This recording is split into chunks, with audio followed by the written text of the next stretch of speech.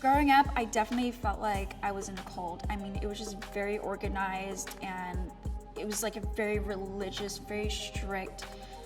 Yeah, it was just really strange. So I grew up in Seattle with my stepfather, my mother, and my 12 younger siblings. We don't share the same father, but we share the same mother.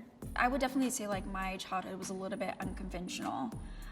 I am the oldest of 13 kids, and we were all homeschooled. We didn't really watch a lot of TV. Our exposure to the outside world was very, very limited and very controlled. There was only a certain kind of music that we were allowed to listen to. Everything was just very strict. You know, I'd wake up super early in the morning, I'd make breakfast for the family, and you know, I would help my little brothers and sisters get dressed, help them with their homework, and clean. Like there was like a lot of chores, and we would pray a lot. Very military style childhood. And so it was like the same thing over and over and over again.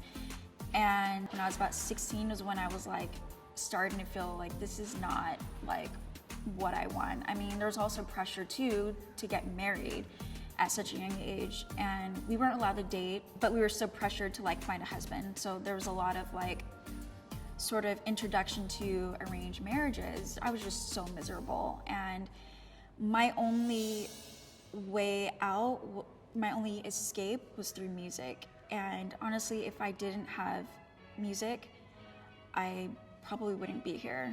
So basically I had to like sneak to listen to the Beatles. I was really into Jimi Hendrix. I loved, you know, Queen, Wolf Mother, like all these different types of music really helped me see that, oh my God, like there is a life outside of like these four walls. It was like basically a prison. Being able to escape with music, I found something I was passionate about, which was art. And so I just basically kept focusing on that despite everything that was happening in my childhood. That was the only way that I was able to like, you know, have some sanity intact. My neighbors had children, and during the few times when we were like allowed to interact with other children, it was so different. I mean, the way that they talked and the things that they were like exposed to, especially when it came to TV, like I didn't know any of the shows or any of the music or anything. And I think I was around like maybe 12, and then just like talking to these kids, I was like, and then even sometimes like the kids themselves, they'd be like, what's wrong with you guys? Like, why are you guys so weird? Because we were all like very quiet, and like, it was just very like, yes ma'am, no sir. Like we were just so like, we were a little weird. It was like very Children of the Corn. Like, and so that's when I kind of realized things were different. And I think that my parents also kind of knew too, and so they didn't want those children to influence us. Our interactions with them made us realize like things weren't exactly normal. So I think when I was around 17 or 18 years old, I was working, and I knew that I wanted to like move out. I was so desperate to move out, and so I was making this money, but however, I wasn't allowed to keep it. So I would work, and then I'd have to give my checks to like my parents. So there was no way out. And then I remember asking my mom, I was like, you know, if I work full time, like, can I get my own apartment? And she told me no. She was like, no, you need to get married first. And I was like, oh my God. And I think that that's when I became a little bit desperate. I had to go live with my biological father, whom I didn't know very well. And I had only met him once when I was 18. And so he picked me up. I had to live with him for, I don't know, like 3 months or so.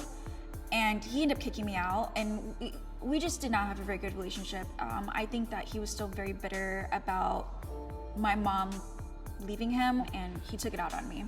So I would say that the relationship with my family is non-existent. I did want to have a relationship with them, but every time I would try to, and this was during a time I was just very like fragile, like emotionally, and I was completely alone, didn't have anybody, and so I was still wanting to have that connection with them, but every time I would try to like reach out, like it was just very strange. And I knew that I was basically disowned. And after I realized that, I just didn't give a anymore. Like, and I became so angry and so resentful that I made, you know, decisions that were not, you know, the best. Like, I started getting into drugs, I became an alcoholic, but a functional one. I mean, I was still, you know, working, I had my own place, but I was just so angry and my life was just spiraling downhill. So no, we don't speak, and I'm completely fine with that. So the way that tattoos kind of like came into my life was when I saw other people with tattoos, and I looked at them like, wow, these people are living their full authentic selves, they're expressing themselves for who they are. And it was a complete opposite from what I grew up, because I was always told how to be, like what to wear, what to say. I mean, my whole life, they planned out my future. I was supposed to, you know, get married at a super young age and have kids, like no job, nothing. I was basically supposed to be like my mother. So I was told what to do my entire life. But when I saw all these people who have all these tattoos, it was like, I looked at them as sort of like they were rebelling against the norm. And that was something I wanted to do my entire life. And so that's when I started getting into tattoos. And honestly, it's been the most therapeutic thing ever. Getting tattoos was my therapy. Every time I would sit in a chair and I'd get worked on, it's like all the pain that I've experienced and just the anger, I was like putting it on my body, but at the same time, I was able to tell a story. And for me, that was the most therapeutic thing, because there was no other way for me. It was like I had no choice but to get into tattoos. Yo, what up though? It's your girl Fly Tatty Sky from VH1's Black Ain't Cool. I just need you to go subscribe to VH1's YouTube channel right now. Stop looking at this and go subscribe right now. Thank you.